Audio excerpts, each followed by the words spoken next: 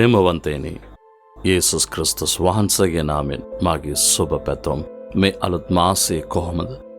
උන්වහන්සේ තුළ ආශිර්වාදමත් මාසයට ඔබ ඇතුල් වී සිටින්නේ. සෑම දිනකම සෑම මාසෙම ආශිර්වාදයක් ස්වාමීන් වහන්සේ ඔබ සමග සිටියා නම් මේ මාසෙත් ආශිර්වාදයක් තමයි. ක්ලාන්තයටපත් වෙන්න එපා.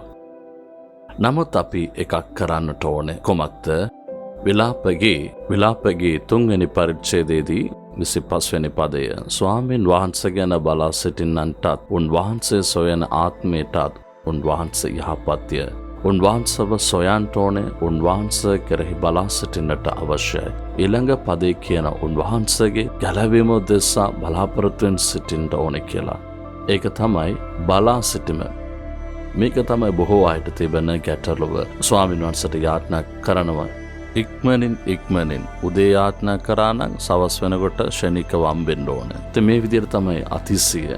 හැබැයි හැම දෙයකටම උන්වහන්සේ වේලාව තබා තිබෙනවා. ඒක අපි බලා සිටීම ලබා ගන්න ඕනේ. දෙවියන් වහන්සේ වෙනුවෙන් බලා සිටින එක තමයි අපගේ ඇදහිල්ල එළිදරව් කරන වේලාව. බොහෝ අය එක බලා සිටින්නේ නැහැ. වැරදි තීරණ අරගෙන බොහෝ ප්‍රශ්න ගැටලු වලට මුහුණ දෙමින් ආශිර්වාද නැති කර සිටින්නේ. දැන් බලන්න මේ යාඥාව කන්ද. ස්වාමින් වහන්සේ සේවයට දුන්නා වූ යාඥා කන්ද. ඔබ කල්පනා කරලා බලන්න. මම කියන දේ තුළ ඔබට තේරෙයි. බොහෝ වර්ෂයට පෙර මම උදෑසන යාඥා කරමින් සිටියා. මම දෙවියන් වහන්සේ දේශවෙන බොහෝ දේවල් ගැන යාඥා කරා. ඒ වෙලාවේදී දෙවියන් වහන්සේ එළිදරව් කළා. මම කඳුකර පළාතක් දෙනවා. ඒක යාඥා කන්දක් ලෙස ඒක සාධාරණ කියලා උන්වහන්සේ කිව්වා. මේක මම අසලා නැහැ. මේක මට කන්ද තිබෙන ප්‍රදේශයක් දෙන්න යාඥා කන්දක් හදන්න ඕන කියලා මම කිව්වේ නැහැ. දෙවියන් වහන්සේම කතා කළා. ඉතින් නාලු මාවඩි වටේටම කඳු ප්‍රදේශ නැහැ. ඉතින් මේ කඳු ප්‍රදේශ නැහැ නේ ස්වාමීන් ළඟාවට කියලා කිව්වා. නමුත් උන්වහන්සේ කිව්වා හරි ඔබ වහන්සේ කියන දේ මම කරන්නම් කියලා මම දෙවියන් වහන්සේට කිව්වා. මගේ වයිෆ්ටවත් මම කිව්වේ නැහැ. කාටවත් කිව්වේ නැහැ. ස්වාමීන් වහන්සේ කිව්වා ඉක්මනින් කියන්න අපි නෝටිස් කරන්න ඕනේ. එහෙම නෙවෙයි. දෙවියන් වහන්සේ කිව්වා යාඥා කරන්න.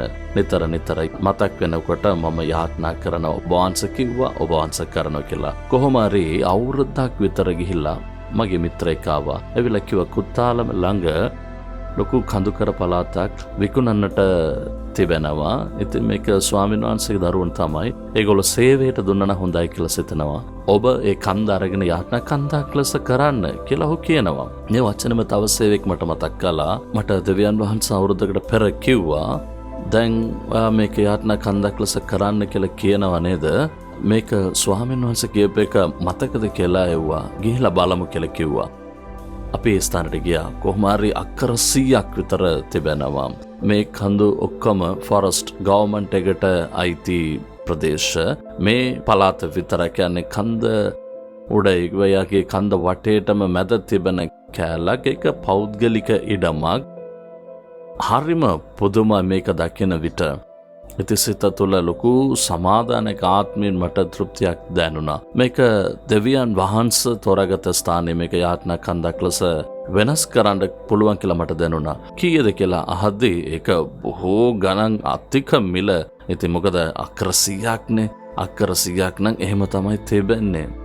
ඉතින් ඒක දැක්ක ගමන් අයියෝ අපිට මේක ගන්න බෑ. අපිට එදිනෙදා අවශ්‍යතාවය උන්වහන්සේ සපයනවා. එදිනෙදා ආහාරය. ඉතින් සේවයට අවශ්‍ය දේ උන්වහන්සේ අද දකින්න දෙනවා. හෙට අවශ්‍ය දේ හෙට දෙනවා. ඉතින් මෙච්චර මුදලට මම කොහේ යන්නද කියලා මම අත්හැරලා දැම්මා. ඉතින් මේක ඉක්මන ගන්න බෑ කියලා ස්වාමීනි මම කිව්වා. නමුත් ඒ ඉඩමට අයිතිකාරය දෙවියන් වහන්සේගේ දරුවෝ. ඒගොල්ලෝ කියනවා අපි මේ ඉඩම වික්කනං අපි 10 කොටස දෙන්න ඉන්නේ. ඉතින් මේ 10 කොටස අඩු කරලා දුන්නත් ඒත් ඇති කියලා. ඒත් ලොකු මුදලක් තමයි දෙන්න වෙලා තිබෙන්නේ. ඉතින් අවුරුද්දක් ගිහිල්ලා ඉවරයි. ඉතින් මම අදිසි උනේ නැහැ. මම යාඥා කළා ස්වාමීන් වහන්සේ කිව්වා නම් ඒක කරනවා. අපි ඒක මොනවා හරි කරමු අදිසි වෙමු කියලා නෑ. ස්වාමීන් වහන්සේ කිව්වා නම් ඒක කරනවා. මම දෙවියන් වහන්සේ ළඟට ගිහලා කිව්වා ස්වාමීන් ඒගොල්ලෝ කරදර කරනවා ගණ්ඩ මේක සේවයට ඔබට තමයි දෙන්න කැමති කියලා. මම මොකද කරන්නේ? මං ගාව එච්චර මුදලොත් නෑ ස්වාමීනි මොකද කරන්නේ? ආත්මයන්න් වහන්සේ මට කතා කළා. මොකද්ද කිව්වේ? ස්වාමීන් වහන්සේ ඔයාලට මොකද්ද කිව්වේ? ඔයා කඳුකර පළාතක් අරගෙන යාඥා කන්දක් කරන්න කියලා කිව්වද? නෑ. එහෙනම් කොහමද කිව්වේ? මම නුඹට කඳුකර පළාතක් දෙනවා ඒක යාත්නා කන්දක් කරන්න කියලා. උන්වහන්සේනේ දෙනවා කියලා කිව්වේ. මට තියෙන එක සකස් කරන එක. එහෙමයි දෙවියන් වහන්සේ කිව්වේ. එහෙනම් මොකද්ද? ඔබ වහන්සේ දුන්නා නම් මම කරන්නම්. ආත්මයන් වහන්සේ ලස්සනට මඟ පෙන්වනවා. ඒකට බලාන් සිටින්න ඕනේ. ඔබ අදිස්සි වෙන්න එපා. මොන දේ වුණත්, දරුවන්ගේ විවාහය වුණත්, බිස්නස් එක වුණත්, සේවය වුණත් හදිස්සි වෙලා සිතන හැම දෙයක්ම කරන නිසා තමයි බොහෝ සේවාවල්, ගැටලු, බිස්නස් එක, පවුල්වල කරදර මේක දෙවියන් වහන්සේ අභියස බලා සිටින්නේ. මම මේ ස්ථානයට පැමිණෙන්නට අවුරුදු 2ක් උන්වහන්සේ කතා කරලා අවුරුදු 2ක් ගියා. මම යාත්නා කරලා බලා සිටියා. උන්වහන්සේගේ වේලාව එනකන් බලා සිටියා. උන්වහන්සේ කළා. එක මිනිසෙක් ළඟට ගිහලා දෙවියන් වහන්සේ කතා කළා. චෙන්නයි වල ඉන්න බිස්නස්මෑන් කෙනෙක්. තුමා කිව්වා මට ආරංචි වුණා එක කඳුකර පළාත තිබෙන එක මට පෙන්වන්න කියලා. මම ගිහිල්ලා ඒ ස්ථානේ පෙන්නුවා. දෙපැය 3-4ක් විතර බලලා හරි ලස්සනයි මේ ස්ථානය. ටික කල් ගියා. ඉතින් එතන ඇවිල්ලා කිව්වා මම එකක් කරන්න කැමති, ඔබ එපා කරන්න තු කරන්න ඕන කියලා.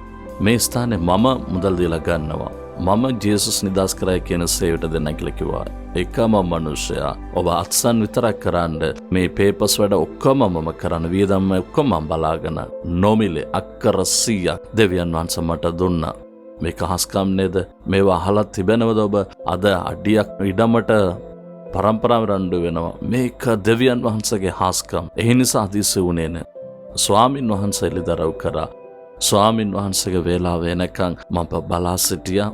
උන්වහන්සේ අපිට දුන්නා. ඉතින් ඉවසෙල්ලෙන් සිටින්න, යාත්නා කරන්න, යාත්නාන් බලා සිටින්න. ස්වාමින් වහන්සේ මොකද්ද කියන්නේ කියලා බලා සිටින්න. උන්වහන්සේට පෙර ඔබ හදිසි වෙන්න එපා. ඒකයි ආශිර්වාදයට බාධාවක්. දැන් කියන්නේ ස්වාමිනේ විශ්වාසයෙන් ඔබ වහන්සේ ගැලවීම උදෙසා බලා සිටිනවා. මම බලා සිටින්නම්. මම ඉවසෙල්ලෙන් සිටින්නම්. මට ඒක දෙන්න කියලා ඔබ කියන්නේ ස්වාමිනේ. මම විශ්වාසයෙන් මේ කාරණාව උදෙසා ඔබ වහන්සේගේ ආශිර්වාද ලබා ගන්නට මම හදිසි වෙන්නේ නැහැ. ඉවසෙල්ලේ මම බලා සිටිනවා. මට ඔබ වහන්සේ ලබා දෙන්න. ඇදහිල්ලේ මම බලා සිටිනවා. ඒක මම ලබා ගන්නවා. ඔබ වහන්සේ ඉෂ්ට කරන බව මා දනිමි. යේසුස් වහන්සේගේ නාමයෙන්. ආමෙන්. ආමෙන්.